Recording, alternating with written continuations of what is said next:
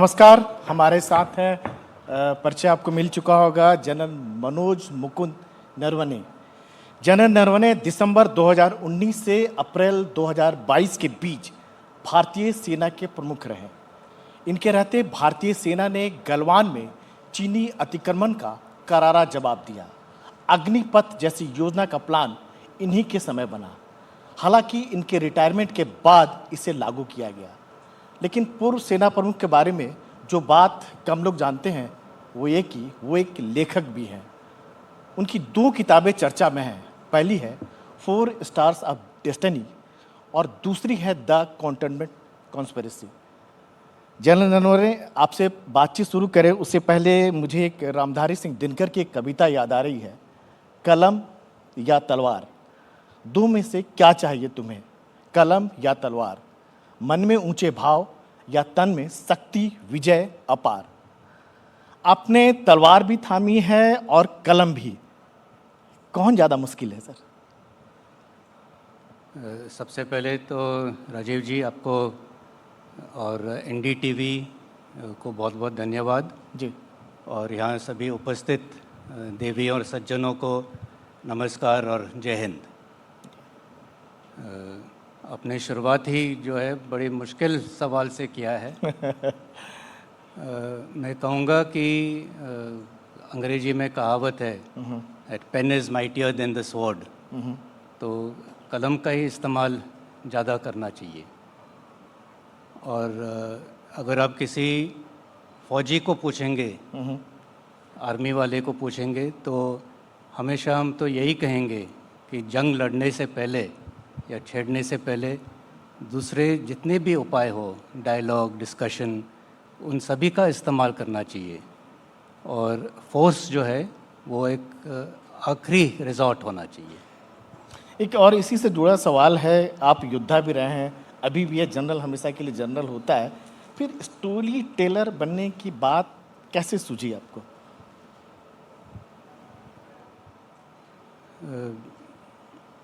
देखिए, सर्विस में होते हुए तो हमें काफ़ी पढ़ाई लिखाई करनी ही पड़ती है। वैसे जब हम फौज में आते हैं हमें लगता है कि पढ़ाई लिखाई नहीं करनी पड़ेगी, लेकिन वह उल्टा होता है उसका। तो फौज में तो लिखना पड़ता है, रिपोर्ट लिखने पड़ते हैं।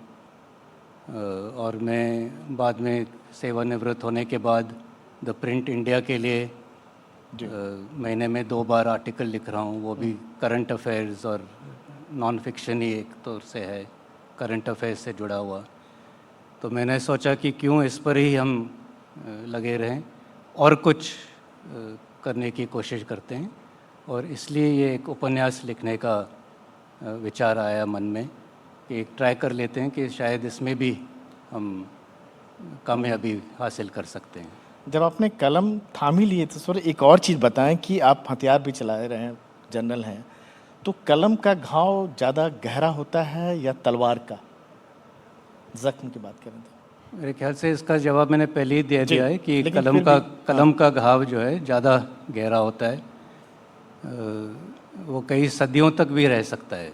जो जैसे पहले अभी जो इससे पहले सेशन हुआ उसमें स्पीकर ने कहा कि जो 1800 में लिखा गया उसका नतीजा हम अभी भी देख रहे हैं। तो देखो उसका घाव 200 साल तक भी बिल्कुल सही कह रहे हैं। रहा है। तो ज़रूर कलम से जो भावनाएं, जो विचार प्रकट होती हैं, उनका जो है लाइफ ज़्यादा है। और आपकी जो किताब है सर, द कंटोनमेंट कॉन्स्पिरेसी के बारे में थोड़ा सा बताएं, इस पुस्तक के बारे में जो आपने जो लिखा है सर। ये एक फिक्शन है, काल्पनिक उपन्यास है। एक फौजी कैंटोनमेंट में स्थित है ये। और जब मैं आर्मी चीफ था और एनडीए में गया था उनके पासिंग आउट परेड के लिए, तब किसी रिपोर्टर ने मुझे पूछा था कि उस वक्त तक जो है एनडीए में महिलाओं का प्रवेश नहीं हुआ था 2022 में। सबसे पहले प्रवेश हुआ जुलाई 2022 में जी।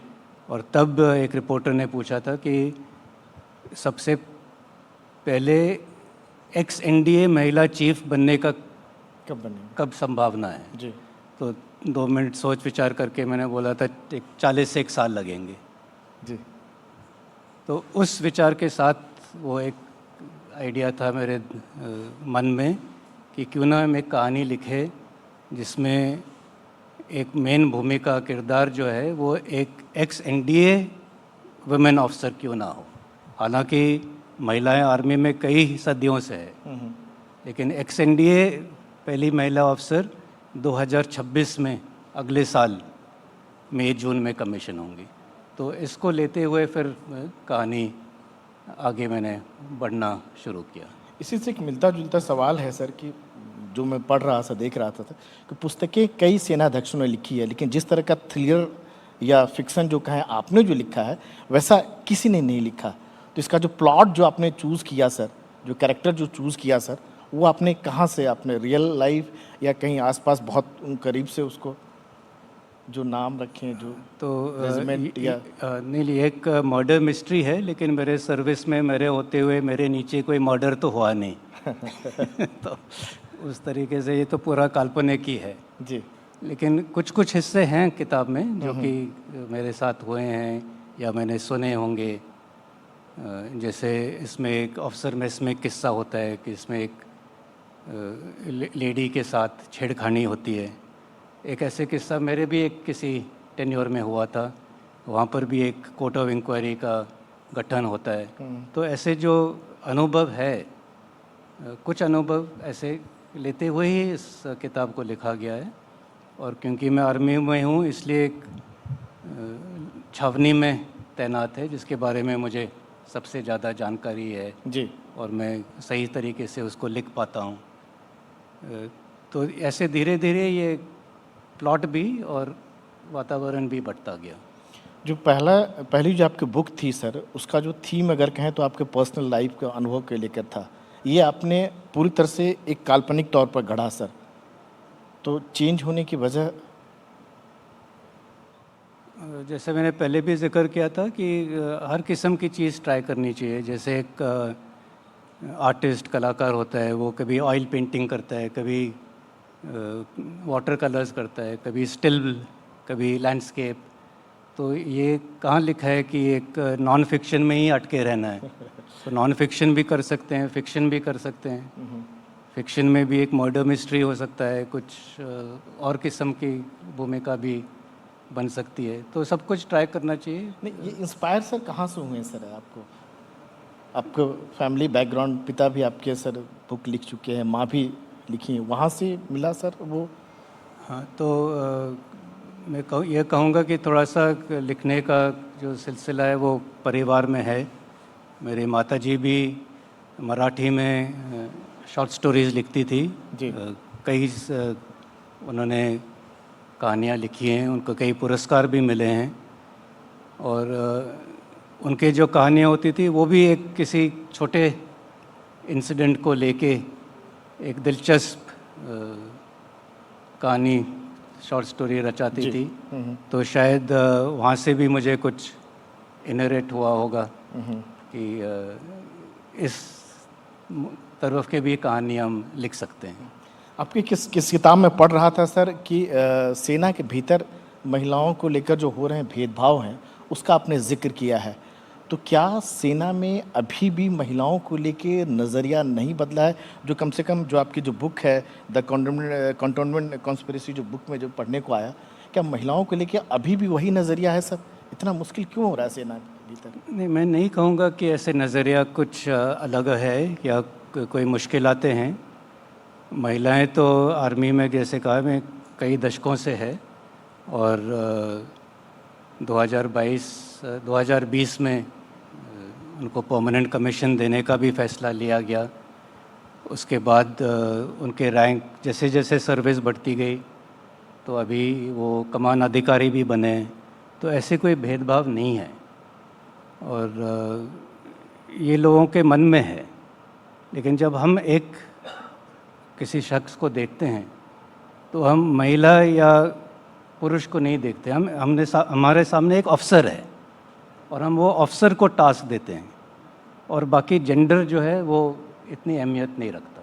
हम काम के ऊपर जो है और किस तरीके से वो काम या टास्क निभाया है उसके ऊपर जोर देते हैं। तो माने कि आने वाले दिनों में जिस तरह से जो नेवी वगैरह में है, रूल वगैरह, एयरफोर्स वगैरह में मौके मिल चुके हैं महिलाओं को कॉम्बैट रोल में, आर्मी में भी महिलाएं कॉम्बैट रोल में दिखेगी सर? काल्पनिक जो उपन्यास लिखने का फ़ायदा ये है कि उसमें आप कुछ भी लिख सकते हो। तो इसमें जो हीरोइन है जी रेणुका, वो एक कम्बैट आर्म्स में है। बिल्कुल। तो वो जो विचारधारा है मेरे ख्याल से मैंने इस किताब के ज़रिए वो डाल दी है कि क्यों ना कम्बैट आर्म्स में भी महिला को की एंट्री की जाए। बिल्कुल। एक और सवाल आ रहा था दिमाग में, सोचा मन में आपसे पूछ लूं कि प्रकाशन की दुनिया में लेखक अक्सर परेशान रहते हैं। पुस्तकें लिखना तो मुश्किल है ही, छपवाना और बेहतर पारिश्रमिक मिलना और भी मुश्किल रहता है। आपका कैसा अनुभव रहा है सर?